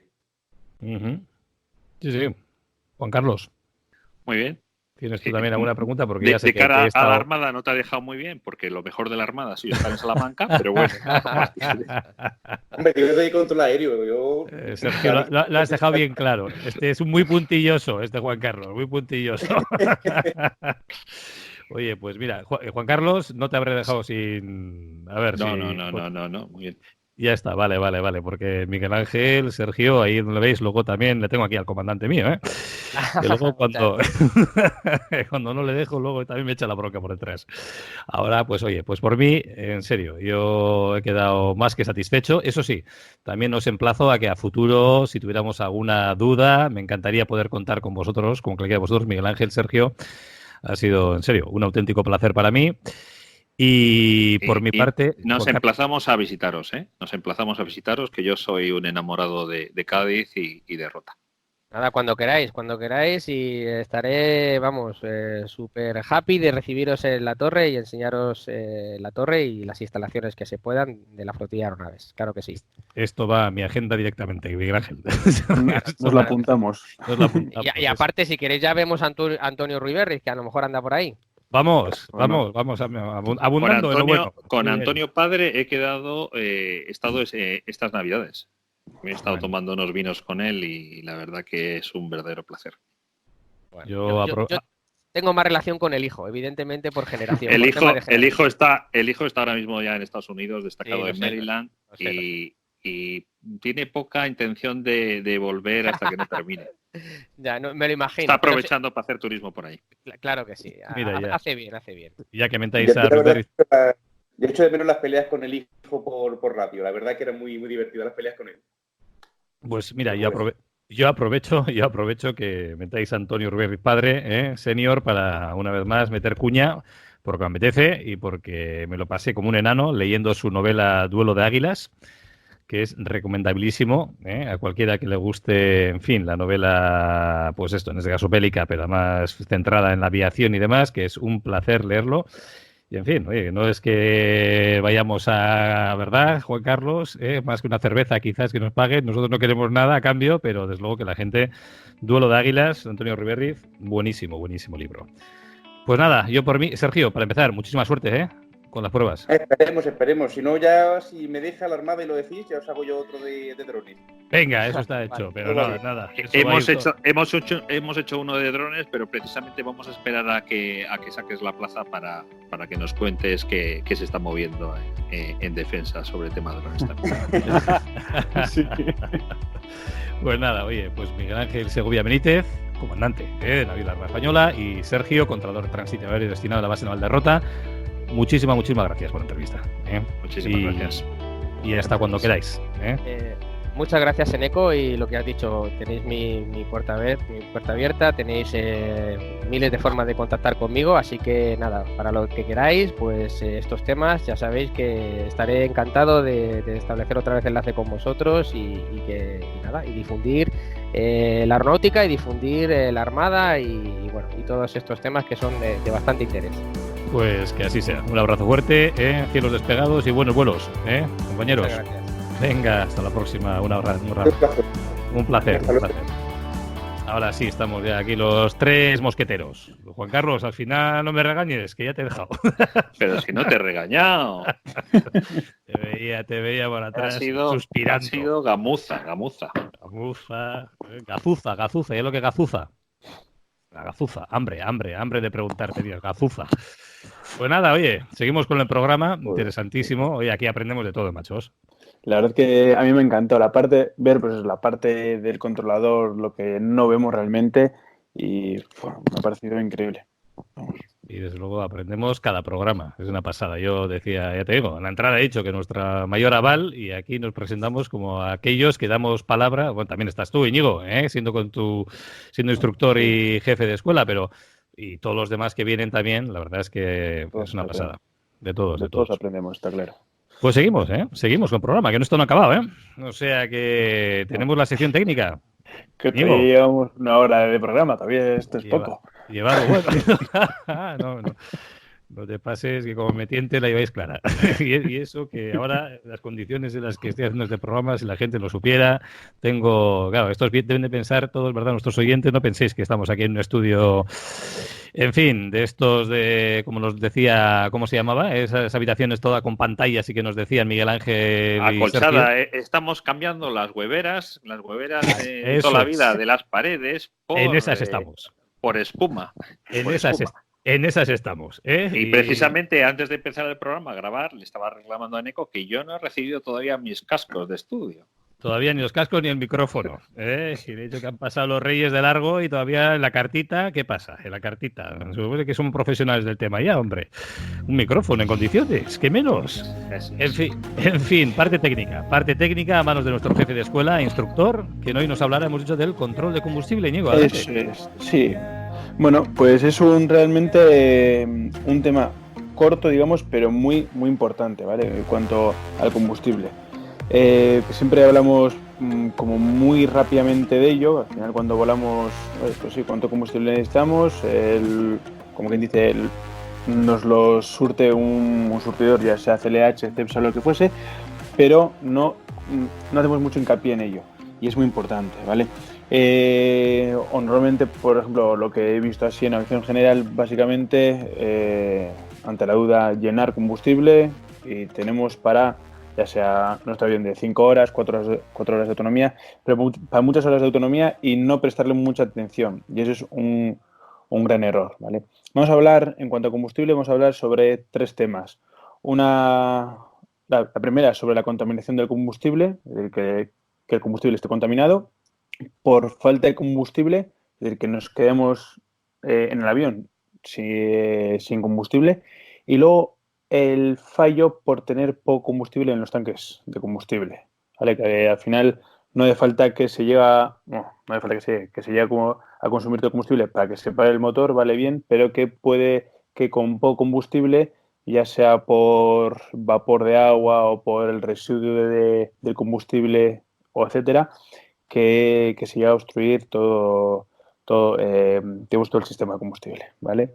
Empezamos recordando así un poco de datos que desde el 2000 hasta el 2009 hay una media de 12 accidentes por falta de combustible. Bueno, por combustible. O sea que ya son accidentes suficientes como para tenerlo en cuenta en cada vuelo, en cada momento de nuestro vuelo, ¿vale? Tenerlo en cuenta. Vale. Empezamos por el primer tema, ¿vale? Que es la contaminación de combustible. Cuando decimos que un combustible está contaminado, realmente, pues bueno, siempre lo llevamos a que pues ya tenga cualquier óxido o cualquier impureza. Siempre nos tenemos que fiar que nuestro surtidor, ya sea o un tanque fijo o un camión, ¿vale? Que esté completamente limpio. Cierto es que todos los días esas empresas hacen sus chequeos y chequean que esté el combustible en buen estado. Pero puede alguna vez que tenga impurezas o lo que fuese. Claro ejemplo, hace unos años a nosotros nos pasó que en el aeropuerto de Sabadell, el tanque de combustible, a la hora de llenar el combustible, los tanques de combustible de Cepsa creo que era, o de CLH, se contaminó el tanque y tuvieron que vaciar todo el tanque para volver a suministrarlo. Es decir, que todos los días hacen su control, pero no obstante, siempre que repostemos, volver a drenar nuestro tanque. Y ya no solo sea por nuestro tanque combustible o quien nos esté repostando que tenga cualquier impureza, sino que ya nuestro avión. Ya sabemos que hay aviones o muchos aviones de aviación general duermen en la calle y eso supone pues que estén a la intemperie, sol, viento y hasta lluvia. Y hay veces si el tanque de combustible no está bien sellado, ya sea por deterioro o porque esté mal cerrado, que no lo hemos cerrado bien nosotros, pueda que entre agua, ¿de acuerdo? Por eso siempre, antes de cada vuelo, tenemos que chequear que nuestro tanque de combustible no sea contaminado, en este caso de agua, o ya os digo, de cualquier otra impureza, ya sea hierba, arena, si estamos volando por algún lado de desierto o que haya bastante arena. Y luego ya por último... En el libro, perdona, Íñigo, en el libro hay ejemplos reales de accidentes por haber dejado el tapón quitado y haber entrado agua de lluvia, sin más, e incluso otro de haber repostado un combustible que no era el de ese avión. El tema de comprobar el color. También. A mí lo que más que nos dejemos que todo nos puede pasar, o que nos dejemos el tapón abierto, o que nos dejemos, como bien dices, eso, una noche sin el tapón de combustible puesto. Pero no me parece, digamos, lo más lógico o lo normal. Yo veo más normal el hecho de repostar el avión cuando está lloviendo. Al estar lloviendo, pues nuestros tanques de combustible es por gravedad. Normalmente en nuestras piernas es desde arriba, ¿vale? De cualquier otra aeronave de aviación ligera es desde un lateral. Si está lloviendo, el tanque, al estar introduciendo la manguera, puede entrar agua. Y ahí es el momento cuando igual nos damos cuenta que puede entrar demasiada agua, o ya sea porque llueve mucho o porque no llueve mucho, lo que fuese, pero que llega a entrar agua. Y ahí es donde más peligro veo yo que pueda entrar ese exceso de agua, no nos demos cuenta porque hemos dejado que el gasolinero esté echando el combustible y nos pueda repercutir, vamos, a que luego se pare el motor porque no tiene la combustión. Y como bien dices, ejemplos, de hecho, en este capítulo hay muchísimos ejemplos de todo tipo. Y me parece demasiados ejemplos y demasiados accidentes para lo que debería ser, ¿vale? Y luego ya otra parte es el hecho de estar volando en países, digamos, un poco que tengan menos control en este sentido. A mí me ha llegado a oídos que volar por África, Marruecos y demás, que el combustible no es el mejor, o que no pasen los mejores controles, y que eso nos puede repercutir a nuestro motor, y que no haga una buena combustión, y hasta el hecho de llegar a pararse por estar contaminado, por tener alguna partícula. Por eso, intentar, por una parte, tener el filtro lo más limpio posible y chequearlo con regularidad, y drenarlo, pues como siempre se tiene que hacer, pero más aún y con mayor intensidad, pues que el drenaje del combustible esté correctamente. Y en cuanto al color, lo que tú dices, Juan Carlos, muchas veces drenamos y solo nos fijamos que tengamos esas burbujas de agua en el combustible, claro. Pero si tenemos tanta cantidad de agua, no va a haber ninguna burbuja, básicamente porque va a ser toda agua. No va a haber esa diferencia entre combustible y agua. Por eso tenemos que chequear que el color, como bien dices, sea ese azul, que el gas es azul, y que no es el color transparente el color transparente del agua, y ver que, por una parte, que sea azul, que es combustible, y que no tenga esas burbujas de agua. ¿Vale? El segundo tema, ¿cuál es? La planificación del vuelo, o la falta, o la poca planificación. Esto es muy sencillo, ¿no? También, pues, a lo que he dicho anteriormente, que es muy fácil llenar el combustible, llenar el tanque de combustible, saber que tenemos para 5 horas y salir a volar. O al revés, cogemos el avión ya que haya volado el anterior, sabemos que tenemos para 3 horas, un poco ya más justo, y sabiendo que vamos a ir, por ejemplo, aquí en Bilbao, que vamos a ir a Donosti y volver, pues si tenemos 100 millas y vamos a 100 nudos, pues tardamos 1 hora de ida, otra hora de vuelta. Perfecto. Y ya, como quien dice, nos limpiamos las manos. Pero ya no es solo eso. Tenemos que tener en cuenta el viento que tenemos en altura. Ya sabemos que lo que podemos tardar a la ida no tiene por qué ser lo que tardemos a la vuelta. El viento es un factor muy determinante para nosotros. Y tenemos que tener puntos de referencia a corto plazo para saber si estamos consumiendo más, o si estamos tardando más que lo que teníamos previsto, y por el exceso de consumo consiguiente. Por lo que tenemos que tener control y tenemos que hacer una buena planificación. Muchos accidentes han sucedido por no hacer esta planificación anteriormente, de llegar al aeroclub o al hangar, coger el avión y salir sin tener esta planificación, y luego nos puede llegar a repercutir como mínimo en un susto, ¿vale? Por lo que y siempre lo he dicho, todo control que hagamos antes del vuelo es mínimo para nuestra seguridad. Cualquier vuelo, pues el routing típico que se puede hacer aquí en la costa, pues un poquito en la costa de Vizcaya, un poco de interior y tal, el mínimo control y seguir chequeando punto a punto que vamos en el horario previsto y los tiempos previstos, es lo mínimo que podemos hacer para tener un buen control de combustible. Y luego ya por último nos indica los fallos que nos puede generar el llevar poco combustible en los depósitos. ¿Qué significa esto? Al final el combustible se evapora. Al final se evapora, si tenemos el tanque cerrado como tiene que estar, al final va a generar unos vapores que no van a salir y van a generar vapores de agua, ¿vale? Y se van a generar en agua. Por lo que eso puede llegar a generar demasiado agua y entrar en nuestro sistema y llegar a parar el avión. Es decir, que aunque hayamos entrenado antes de volar y chequear que tenemos combustible y que hemos eliminado todo el agua posible, el poco combustible tener en la recámara, ¿vale? Nos puede generar esos excesos de vapores y generar hasta gotas de agua y que nos entre en el depósito, en el sistema.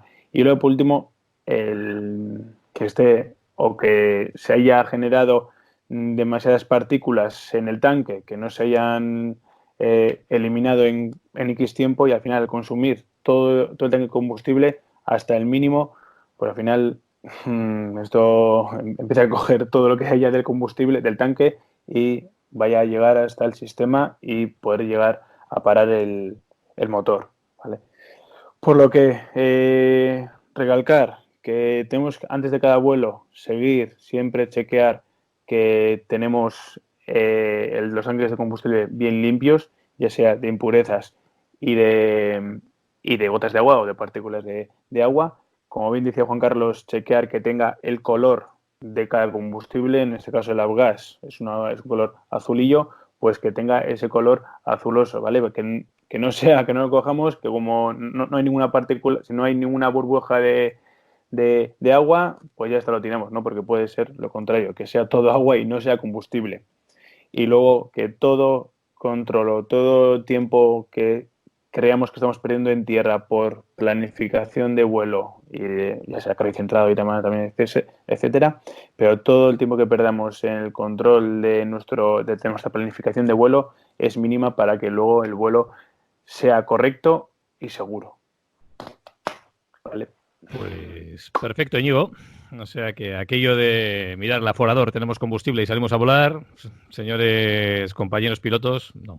Es algo más que eso, ¿verdad? Esto lo es al final, a ver, y quien diga el contrario, yo creo que miente, ¿vale? Todo el mundo, muchos hemos repostado y hemos salido tan alegremente sabiendo que vamos a hacer, pues 1 hora de vuelo o 2 horas de vuelo. Cuando tenemos ese exceso de combustible, nos podemos fiar y eso es, y nosotros engañamos de que todo va a salir bien.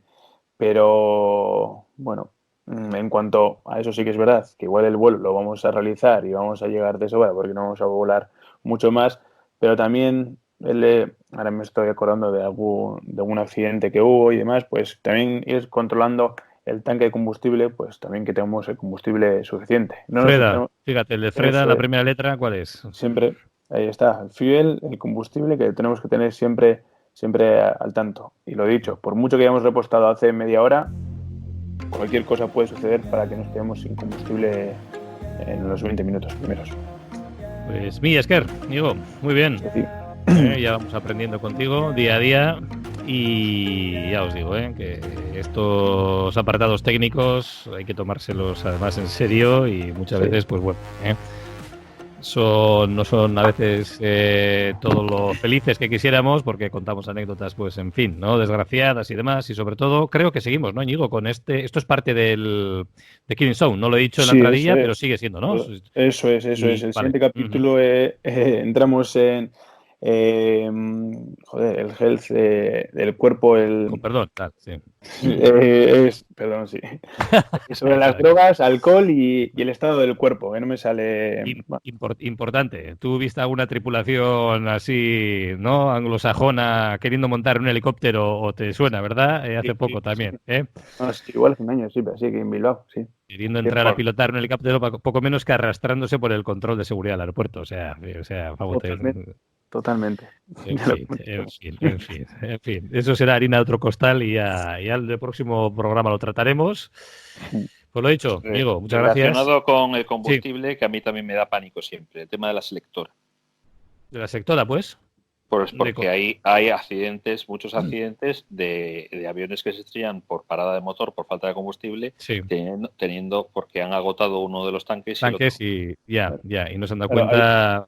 Eso también es cierto. Hay aviones que, pues que tienen aviones, muchos aviones que tienen 2 tanques de combustible, como bien decías, Juan Carlos, y que, no sé si bien o mal, pero no se puede selectar poder consumir de los 2 tanques a la vez, sino estar consumiendo de uno y luego de otro. Y claro, eso tiene su fallo, que tienes que estar todo el rato atento al consumo. Hasta el consumo del izquierdo, derecho. Yo creo que una vez que te llevas un susto, lo tienes clarísimo. Eso va a estar en ambas, en voz, para siempre. Sí, pero ya te digo, pero es que hay aviones que no te lo permiten. Por ejemplo, la PA-28, la Piper, no te deja, no te permite una u otra.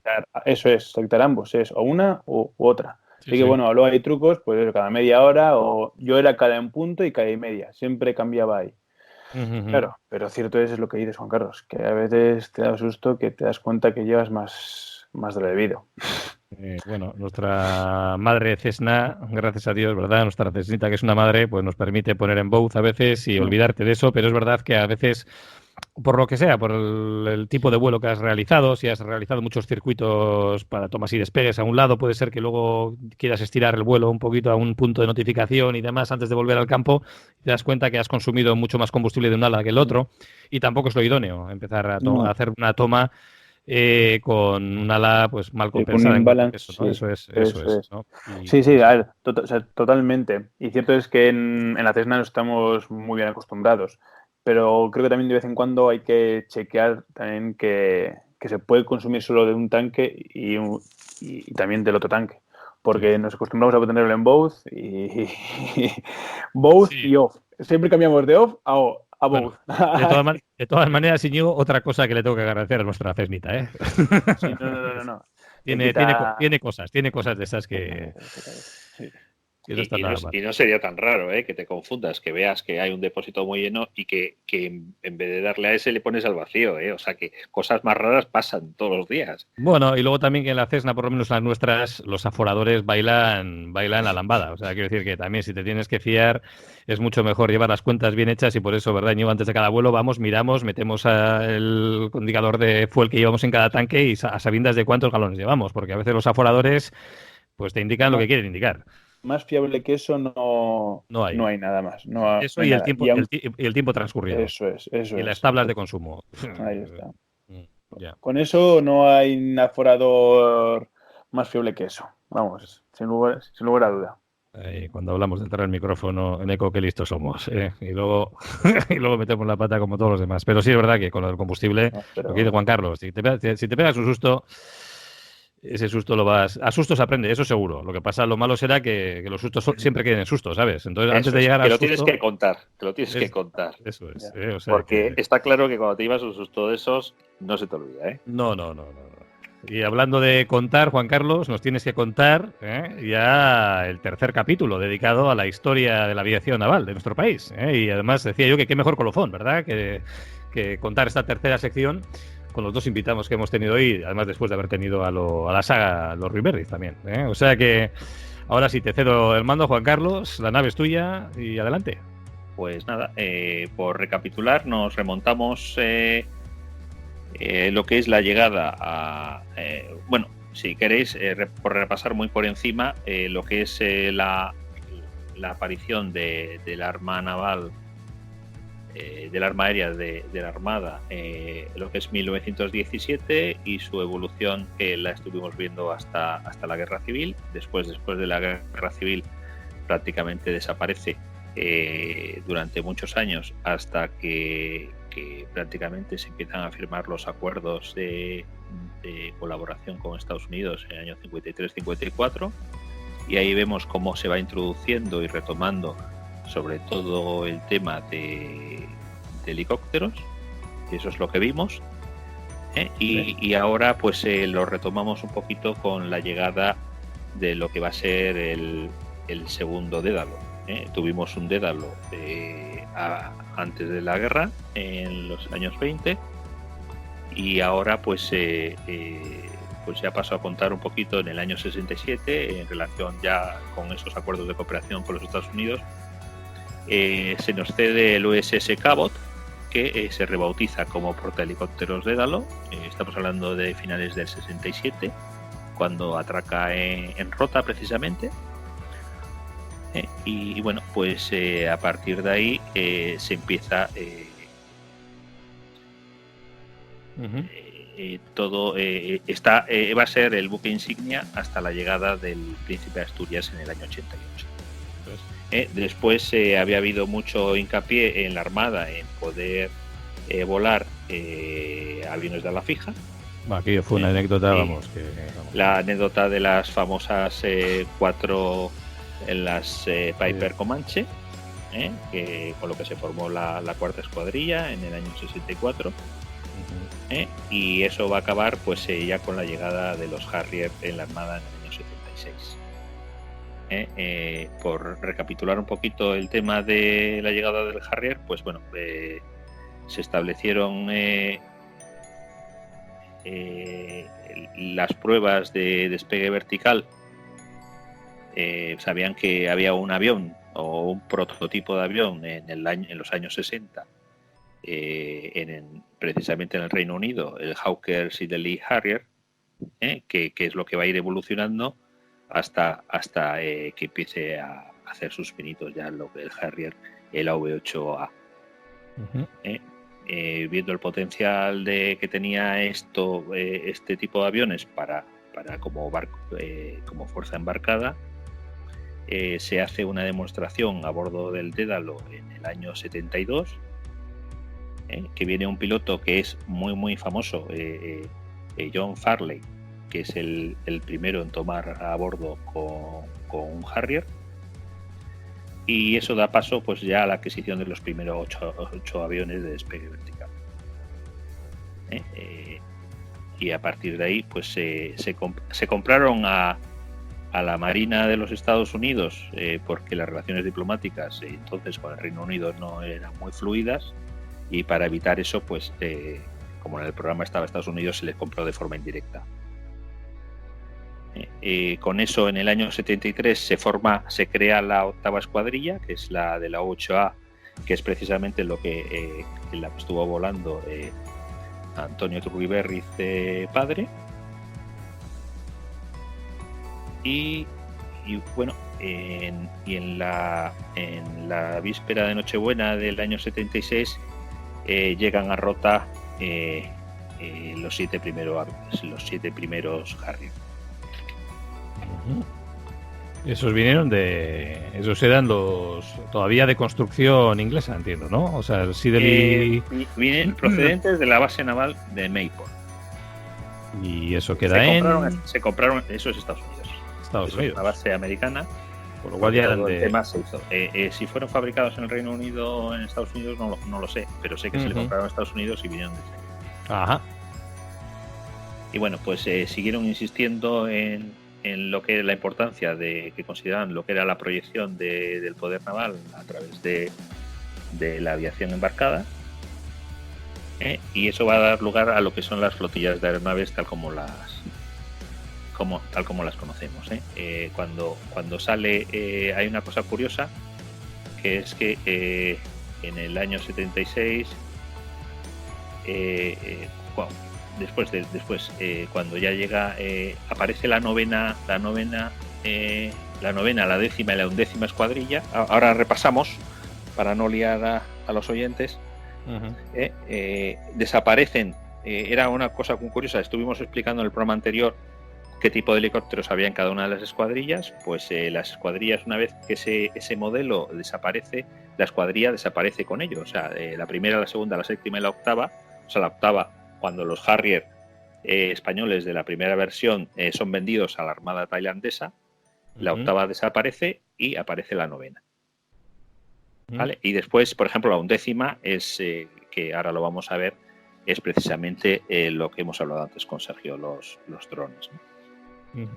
Y entonces con eso llegamos a lo que sería la flotilla actual, que por recapitular un poquito, tendríamos la tercera, que está compuesta por 7 Augusta Bell 212, principalmente son misiones de guerra, superficie y antisubmarina, misiones de vigilancia y seguridad marítima a bordo de los buques, y que lleva ya más de 90.000 horas de vuelo.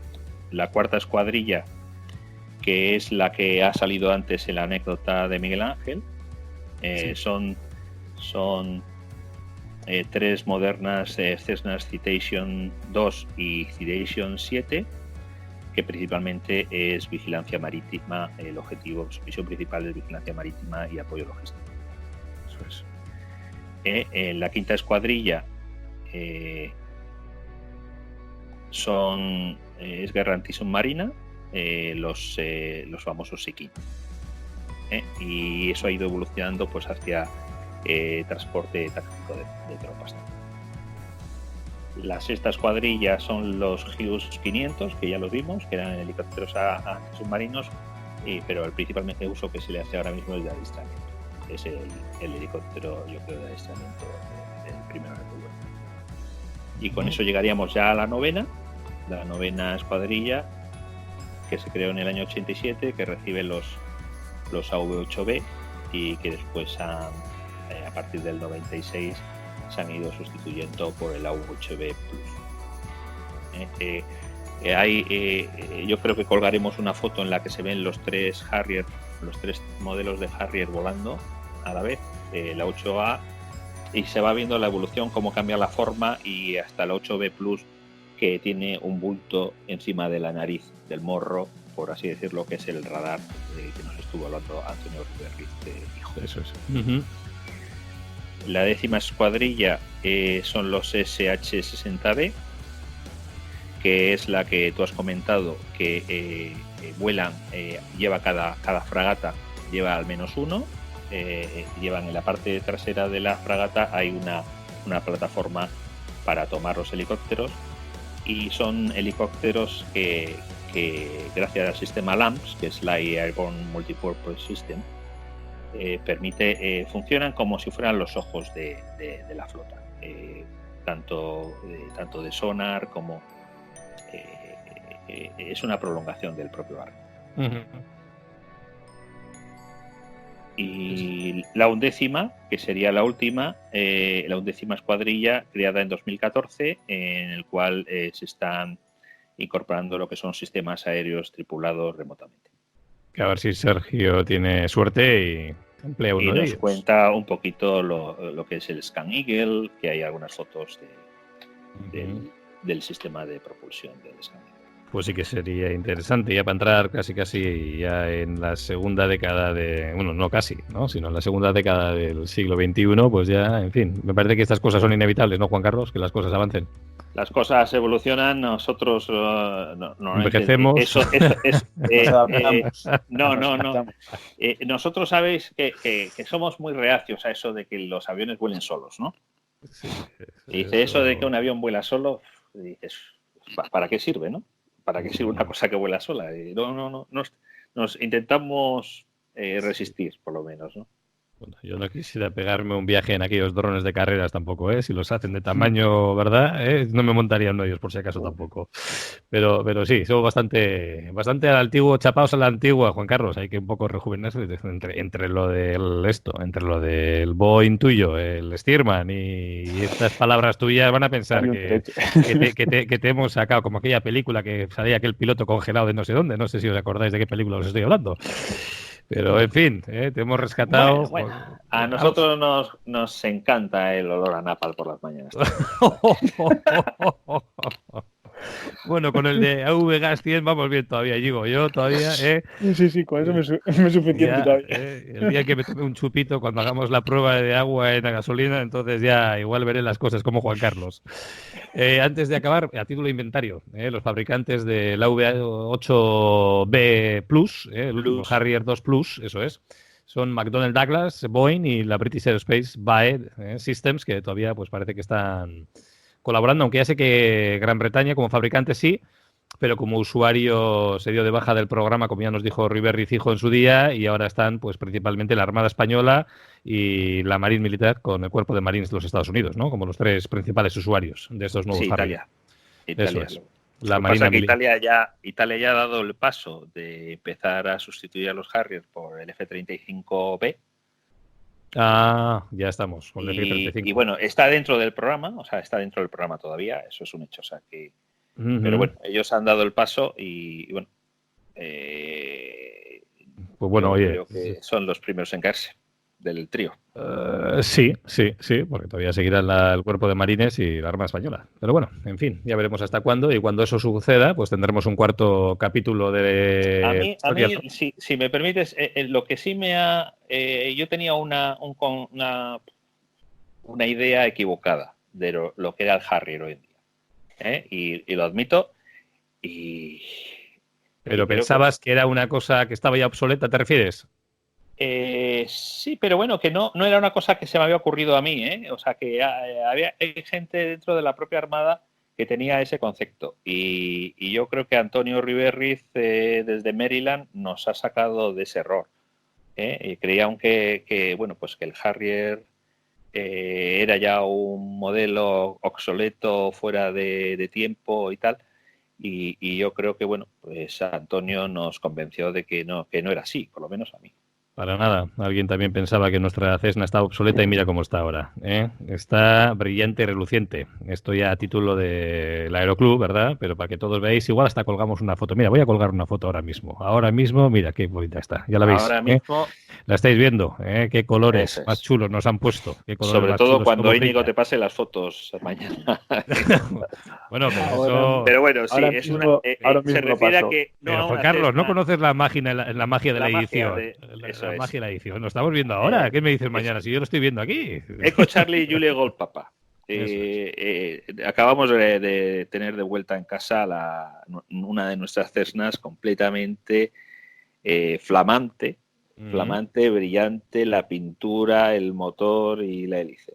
Con lo cual, todos vosotros oyentes y aficionados a aviación, cuando os paséis por aquí, estaremos encantados de recibiros en el Aeroclub de Vizcaya. Le pagáis un toque a Íñigo en nuestros teléfonos de contacto que tenéis en la página web que tenemos, el Real Aeroclub de Vizcaya, también en el canal de YouTube, que se llama Aviación RACV, donde además tenéis una pestañita ahí arriba con todos los enlaces a iVoox, donde os podéis cargar los podcasts de nuestros programas, que aparecemos cada 15 días aquí a daros, pues no sé, pues alguna, yo iba a decir a daros la lata no, qué leches, yo creo que os damos, ¿no?, información importante y divertida, Y en fin, que estamos encantados de vuestros comentarios, pocos, pero ya irán cada vez más. Los suscriptores también van así, como un goteo, como la gota china, pam, pam, pam, pero implacables, vas uno tras otro. O sea que estamos encantados de ello.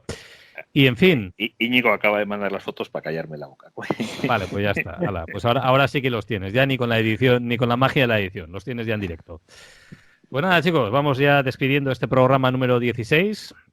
Iba a decir el programa no sé qué de esta nueva temporada, pero ya no me acuerdo, o sea que para qué lo voy a decir. Es bastante que sé que es el programa 16, que luego el siguiente será el 17, fijaros cuánto sé ya. Y sin más, Íñigo, algunas últimas palabras antes de pasar a despedirte y vernos, espero que en 15 días. Pues por mi parte nada más, que espero que nos escuchéis y que nos veamos dentro de 15 días, como habías dicho. Efectivamente. ¿Y Juan Carlos? Pues nada, 15 días cada vez se me hace más largo. Sí, se te hacen cada vez más largos. Ahí, provocando en eco. Menos, ¿no? El teclado lo que pasa es que en eco pues tiene que editar los programas y le cuesta, y eso le lleva su tiempo, ¿no? Lleva tiempo. Eso sí, con la presión de algunos. Ahí la has dado. Veo fuego cruzado. Pero es verdad que cuando me pongo ahí con el teclado, luego ya me inspiro para las entrevistas y ya ves, a los pobres estos compañeros míos de programa casi no les dejo meter ni cuña. Aunque ya se encargan luego de darme un cachete en la cabeza. En fin, señores, pues casi... No, sí. Bueno. De todas formas, yo creo que un programa cada 2 semanas es fantástico. Está bien, yo creo que es una periodicidad buena. Pues muy bien, señores oyentes, encantados de haber estado una vez más con vosotros. Y aquí eso estamos esperando dentro de 2 semanas con material nuevo e interesante. No os voy a desvelar qué porque todavía estamos haciendo bastantes malabares y ultimando con 3 o 4 cosas que tenemos pendientes. No sabemos qué será, algo interesante seguro. Y nada, pues cielos despejados y felices vuelos a todos.